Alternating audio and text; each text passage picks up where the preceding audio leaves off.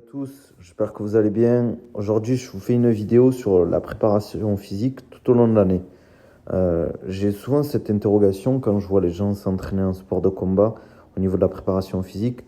Après, c'est vrai que c'est plus niveau amateur ou on va dire niveau intermédiaire, entre guillemets. C'est que la préparation physique n'est pas faite tout au long de l'année. Elle est souvent faite à l'approche d'une échéance. Et c'était ça la problématique que j'avais. Euh, Est-ce qu'il n'est pas plus intéressant, bien évidemment, d'avoir une préparation physique tout au long de l'année, d'être prêt à tout moment? Ça, c'est aussi un truc qu'il ne faut pas négliger, une donnée qu'il ne faut pas négliger, surtout dans des disciplines où on combat très souvent. Par exemple, en boxe thaï ou en kickboxing, on peut boxer tous les mois, toutes les 2 semaines. Donc, il est important d'être prêt régulièrement tout au long de l'année.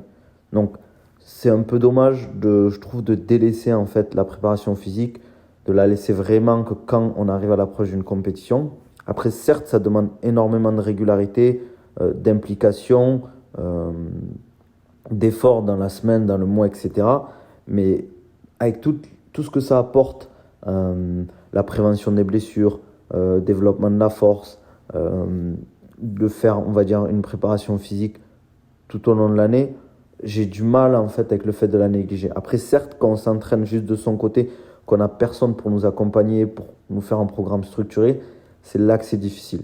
Je comprends que c'est difficile de s'entraîner tout au long de l'année, d'avoir une programmation cohérente, d'avoir des entraînements qui vont vraiment nous apporter dans la pratique. Ça, je le conçois totalement. Mais c'est pour ça qu'il faut investir là-dedans. En tout cas, ceux qui veulent performer, il faut investir dans votre préparation physique, dans votre nutrition, dans votre récupération. Certes, c'est de l'argent que vous allez peut-être mettre dans un coach, peut-être dans un nutritionniste, dans des techniques de récupération pour vous aider. Hein. Tout simple, hein, rien qu'avoir un bon matelas, ça peut faire la diff sur le sommeil. Et on sait à quel point le sommeil, ça a une incidence énorme sur la performance. Donc voilà, c'était vraiment quelque chose dont je voulais qu'on parle aujourd'hui.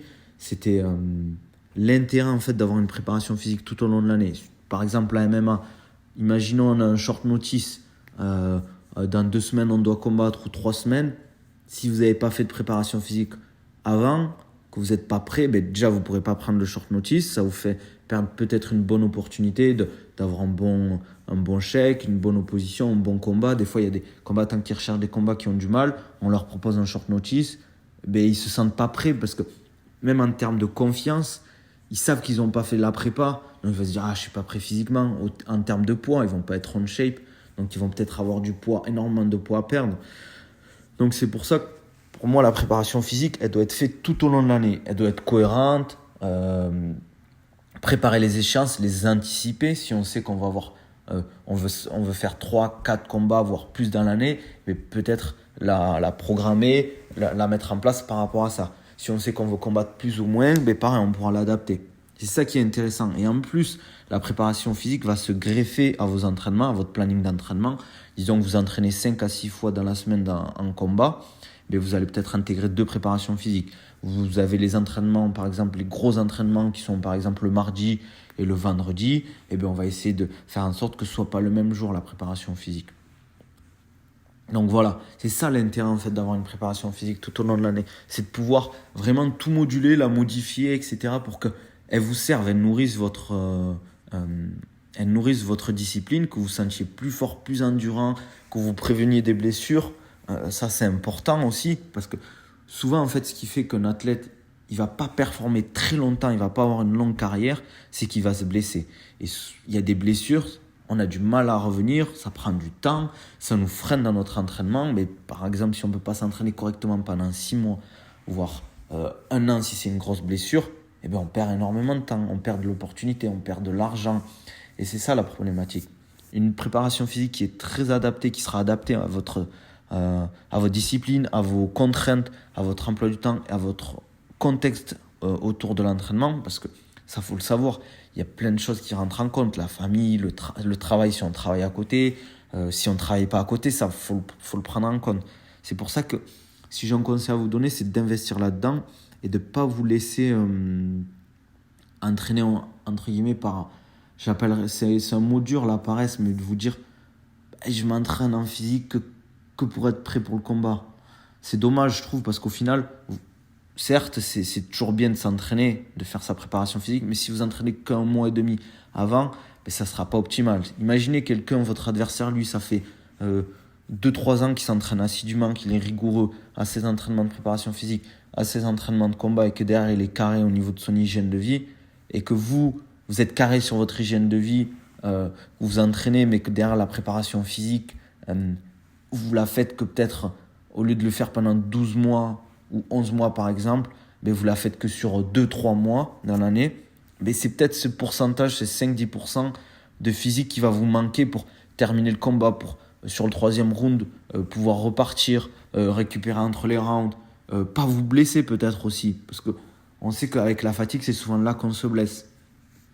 Donc, c'est pour ça que je vous dis, je le dis souvent aux gens avec qui je discute, il faut éviter de, entre guillemets, faire les chimistes quand on s'entraîne, de se dire, pardon, on va faire ça, aujourd'hui je vais faire ça, aujourd'hui je vais bosser ça. Et en plus, la problématique, c'est que c'est normal, ça reste un métier, c'est que les gens qui font de la préparation physique, qui font leur préparation physique eux-mêmes, les combattants, c'est qu'ils n'ont pas les compétences et le recul souvent, pour intégrer les bons exercices, les bonnes intensités, les bons temps de récup, etc. Les bons patterns de mouvement, qu'est-ce qui est intéressant de travailler par rapport à ta problématique, par rapport à ce que tu ressens en sparring, en combat, etc.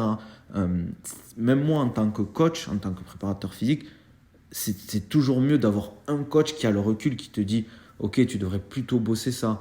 Ok, ben, tiens, t'as ta structure d'entraînement, je trouve que c'est intéressant que tu bosses ça, fais-le. » En termes d'implication, vous allez être beaucoup plus impliqué que si c'est vous qui vous entraînez. Parce que la plupart des gens qui s'entraînent, qui font leur propre programmation, on va pas se mentir, ils font un peu ce qu'ils aiment et ils font un peu au hasard.